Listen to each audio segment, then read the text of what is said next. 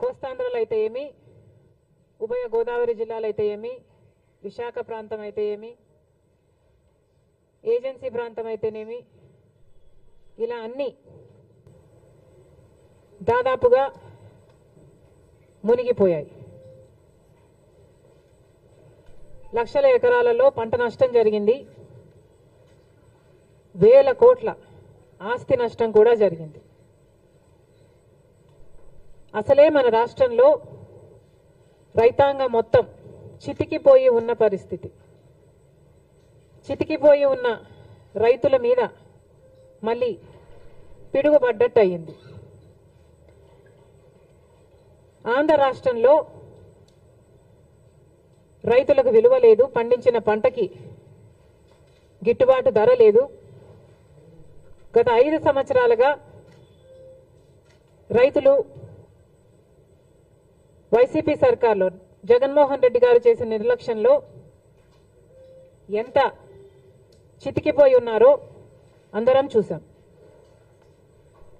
రాజశేఖర రెడ్డి గారు ముఖ్యమంత్రిగా 5 సంవత్సరాలే ఉన్నా 5 సంవత్సరాలలో రైతుకు పెద్దపీట వేశాడు, రైతుల్ని ఆదుకున్నాడు, రైతులకు రుణమాఫీ చేశాడు. ఎన్నో పథకాలు రైతుల కోసమే చేసిన వ్యక్తి, రైతు పక్షపాతిగా నిలిచిన వ్యక్తి రాజశేఖర రెడ్డి గారు. కనీసం రాజశేఖర రెడ్డి గారు మొదలుపెట్టిన జలయజ్ఞం కూడా జగన్మోహన్ రెడ్డి గారు అధికారంలోకి వచ్చిన 6 నెలలకే పూర్తి చేస్తామని చెప్పి కూడా విస్మరించాడు. ఒక జలయజ్ఞంలో కొత్త ప్రాజెక్టులు కట్టడం కాదు కదా, అసలు ఉన్న ప్రాజెక్టులను కూడా కనీసం మెయింటెనెన్స్, కనీసం రిపేర్స్ కూడా చేయకపోతే ఎన్నో ప్రాజెక్టులలో గేట్లు ఊడి కూడా నదులలో తేలడం మేం చూసాం. అయినా సిగ్గనిపించలేదేమో. రైతుల కోసం 3,000 కోట్లతో ధర స్థిరీకరణ నిధి ఏర్పాటు చేస్తామని చెప్పారు. 1 సంవత్సరం కూడా పక్కన పెట్టలేదు.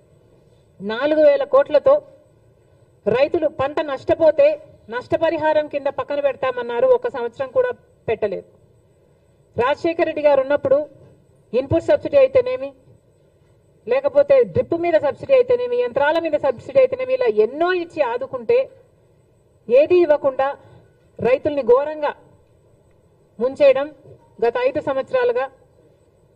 రైతన్నవాడు అసలు ఆంధ్ర రాష్ట్రంలో అప్పే లేని రైతన్నవాడు లేకుండా మిగలకుండా పోయాడు. ఇంత చితికిపోయి ఉన్న రైతుల మీద ఈరోజు మళ్ళీ ఈ వర్షాల భారం. మరి రైతన్నవాడు ఏం చేయాలి? రైతులు ఎలా బతకాలి?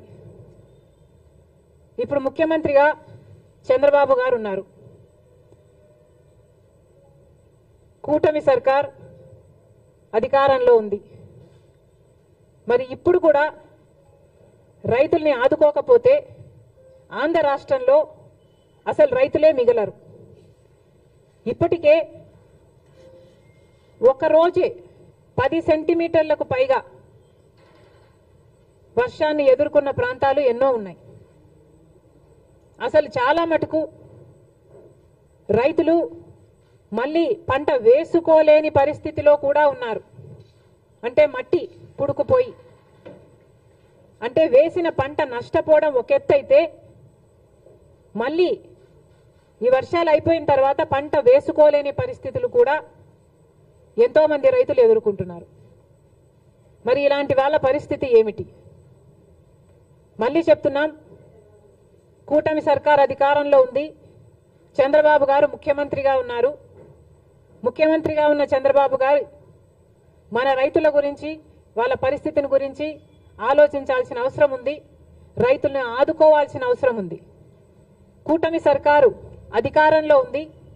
అయినా కూడా బీజేపీ వైఖరి మన పట్ల ఎలా ఉందో ఒకసారి ఆలోచన చేయండి. National disaster